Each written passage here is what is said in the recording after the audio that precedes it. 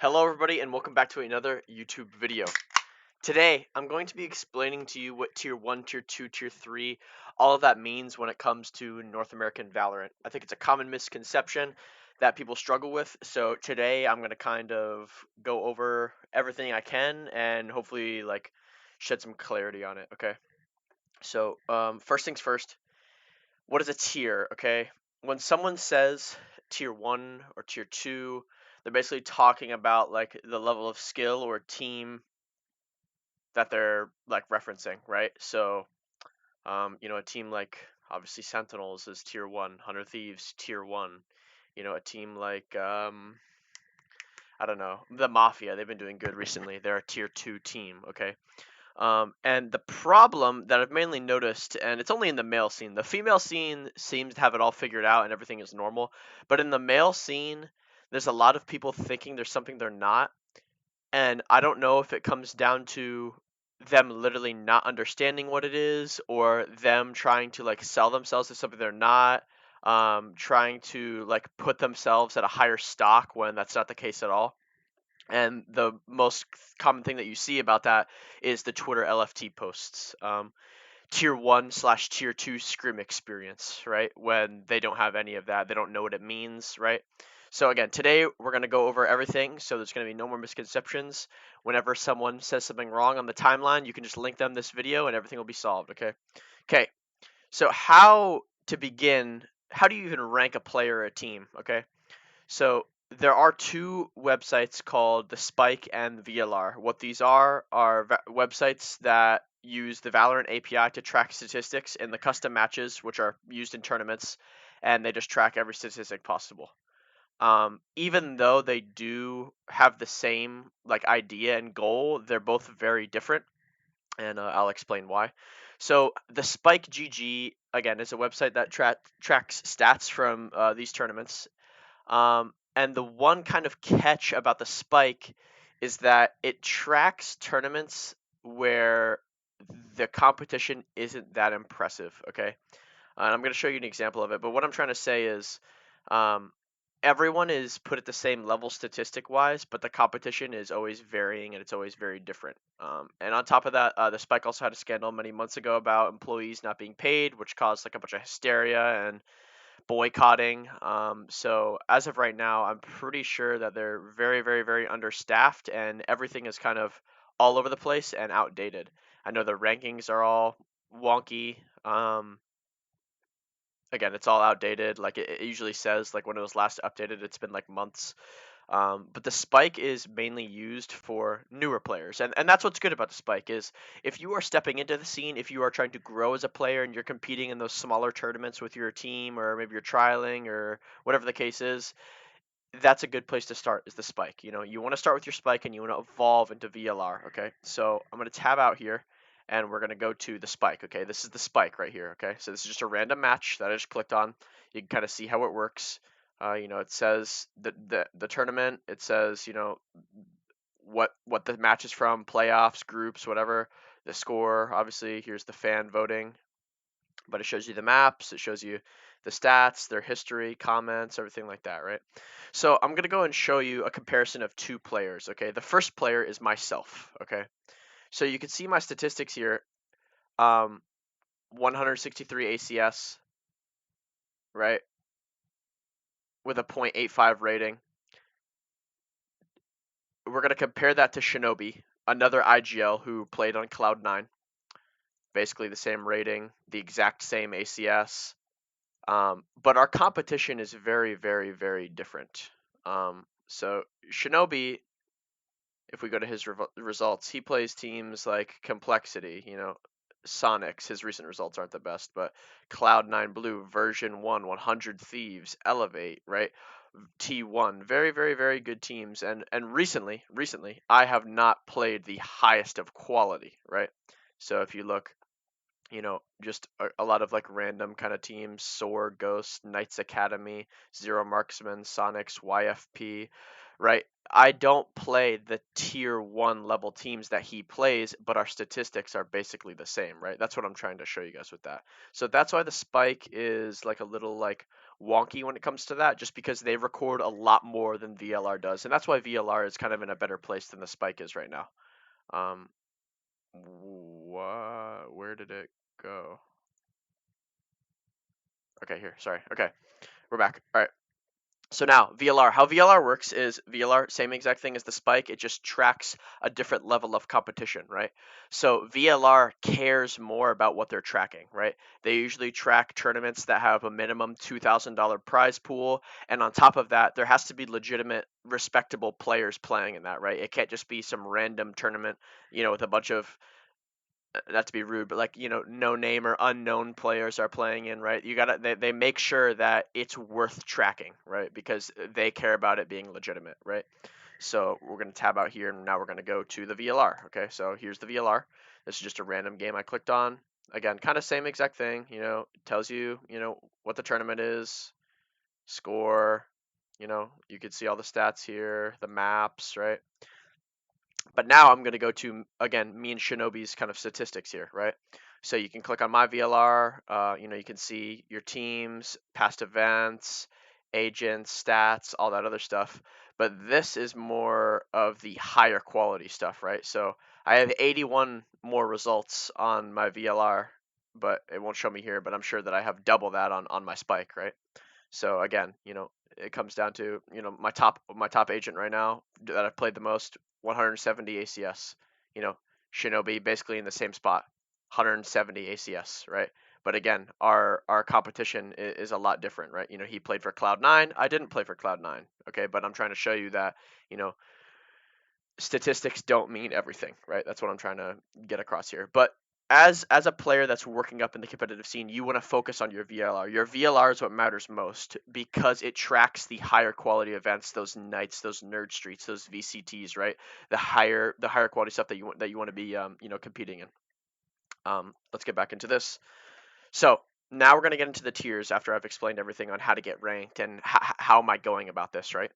So tier 1 to begin with. The term tier 1 is just the best of the best, right? The top, these people are salaried professionals. They compete at the highest level consistently.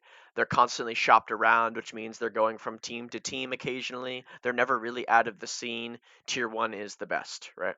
So using the VLR, the top, oops, I didn't mean to put 12. I meant to put 1 through 14. But the top 1 through 12, 1 through 14, those are the tier 1 teams in NA right now. Those are the best of the best. Those are the teams where they're going to be winning those BO3s. They're going to be always top 8 in VCT. You know what I mean? They're the you know what I mean? They're the big guys, right? So with tier 1, there are a lot of orgs that are tier 1, but their teams aren't necessarily tier 1, right?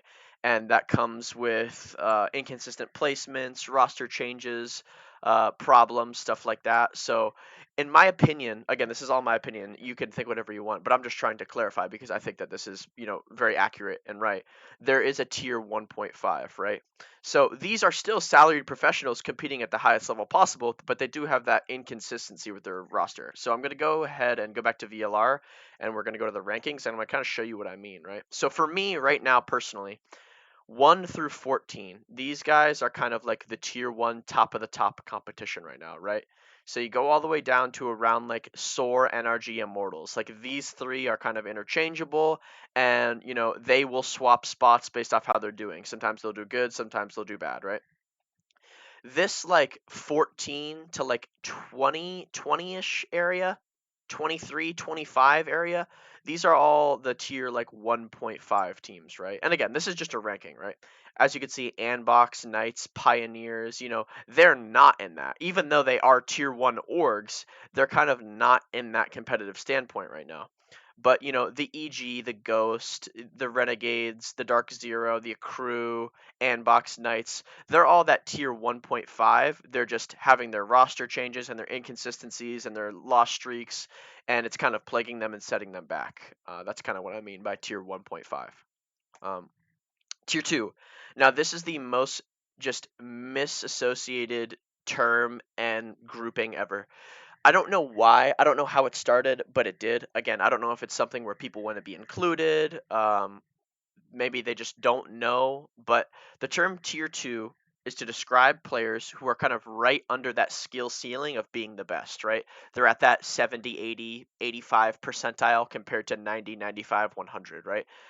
These players and teams usually compete in the Knights monthlies, the Nerd Street monthlies, the VCTs, those 5K, 10K type prize pools.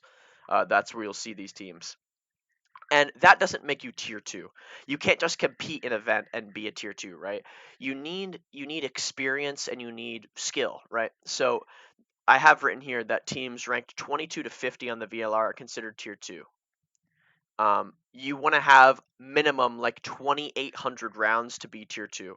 2,800 rounds of official play. Okay, I'm not talking about on your tracker. I'm talking about on your VLR. You have at least 2,800 rounds. That is, in my opinion, the bare minimum to be considered tier two. Okay. So with tier two, you know, some of these people are paid, some of these people aren't paid. Usually they're on a very strong free agent team. They've been in the scene for 6+ months consistently.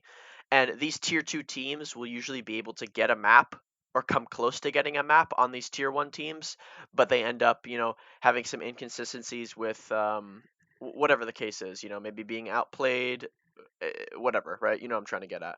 But these teams are usually finishing in that top 8, top 16 of those 64 team events, right? They make it out of groups, they win a playoff match, and maybe they'll lose to best of 3, right?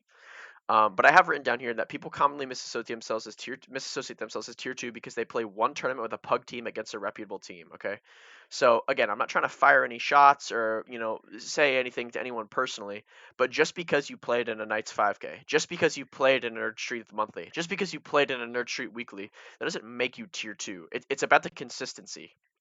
It's not about just a one-time thing, right? Um, I do believe that there are a lot of people that think they're in tier two when they're not. And I think that there are a lot of people who are in tier two and know the true tier two, if that makes sense. And I don't mean it to make it sound like it's like this gatekeepy weird thing, but it's like it's just it's to a point where it's a joke and no one takes it serious anymore. And I just want to get away from that. So we're gonna go back to the VLR and we're gonna kind of look at what tier two is, right? So around this like 21, 22 area, all the way down to about 50, I'd say 50, 51, 53. This is your tier two. So these are the players and teams right now who again are constantly competing in those Knights monthlies, Nerd Street weeklies, Nerd Street monthlies, VCTs, consistent results. I'll click on this team, Lemonade Stand. We'll go to their transactions. This team has been around for, as long as I can remember. This was the original Pug team, right? And all these players, look at some of these players that have played on this team. Okay, Exalt, Rossi, JMO. We got a KCP, we got a Knights, we got an Immortals, we got a Complexity. Okay, we got another Immortals. There have been a lot of players who have come and gone on this team that are now going into that tier 1.5, tier 1 level of play, right? Um, so again, that's just kind of an example of, this team's been around for a long time. That's what I mean by it's been around for a long time, right? When a Lemonade Stand pops up in a tournament, you probably, you know everybody on that roster. Um, so getting back into the PowerPoint here, let's go to tier 3 now. So tier 3 is a group associated with players and teams that are kind of working their way up to be consistent and efficient in the server and in tournaments. So again, I personally believe that tier 3 are the teams that are ranked in between that 50 and 90th spot on VLR. And the reason that they're down that low is because VLR doesn't track a lot of the events that they play in. So these tier 3 teams are going to constantly be playing in these $100 to $1,000 prize pool events. They're usually single elimination, they're usually best of one. But when it comes around to those bigger tournaments where what they get in, they usually get grouped or eliminated in the first round, is kind of how it works. So again, we're going to tab out. We're going to kind of look at that bracket, that 50 to 90. So starting right around like, this like, again, like this 48 to like 53 range. This is kind of like your tier 3 right now, right? Again, these are the teams that, as you can see, they don't really have a lot of matches on VLR. They usually have no money earned. But you're around this area. I think that if you can get a VLR, you can be considered like in that tier 3 area, right? And again, there are instances where maybe that is a little, kind of like wacky the way that I see that. This team, for example, has only played 3 matches on VLR and they're ranked 70th. I don't know how it works. I don't really, I know that they're working on it. They just released like this new update with all the rankings and everything like that. But again, I think that, this is what tier 3 is in my eyes, all these teams here. That's the way that I see that. So if we go back into this, what I have written down at the bottom is people commonly misassociate themselves as tier 3 because they play in a VCS, MGA, or community gaming tournament with a pug team and finish in the top 25%. So top 8, top 4. Just know that these tournaments are good for practice, but at the end of the day, they don't really mean anything just because they're usually best of ones. A best of one can simply come down to whoever makes less mistakes wins. It doesn't necessarily mean that if you win a best of one, you're the better team. You probably just bested them on a map, whether they, whether the opponent had an off game or, you know, things weren't going their way, this and that, right? But people do associate themselves, that I've seen as tier 3, again, with that kind of mentality and experience level. But tier 3, I'd say, let's just look up somebody from tier 3 real quick. Let's just click on a random team. Okay, that's not a tier 3. I mean, it kind of is, but okay, perfect. Team Mystic. Team Mystic. So we'll look up Traumatic. Okay, how do we say this guy's name? Traumatic. We're gonna look up Traumatic on the spike. Let's see what comes up. So Traumatic only has 900 rounds played.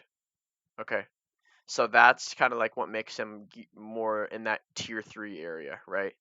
And if we look at the events he's playing, see how it's kind of like this VCS, and see when it comes to these 5Ks, see how he's getting eliminated.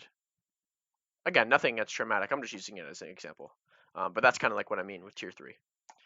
So tier 4. Tier 4 is kind of like the entry level. Tier 4 is I play Valorant at a diamond to immortal level. I want to be competitive with it. I want to take it serious, and you're kind of stepping into that arena. So you're a tier 4 player if you probably don't have a VLR if you're a tier 4 player, right?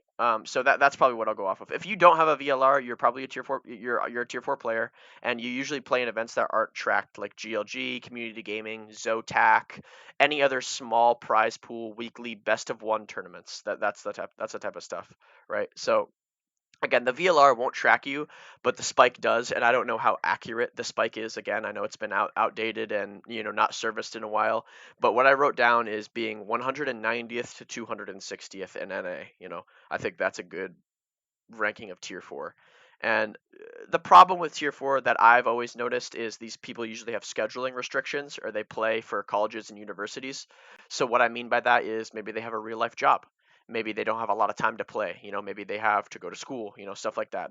That's the kind of stuff that I usually see tier 4 players as they don't have time to invest to make themselves better or take themselves to the next level. So they're kind of in this slew of just kind of like floating around, competing when they can type deal.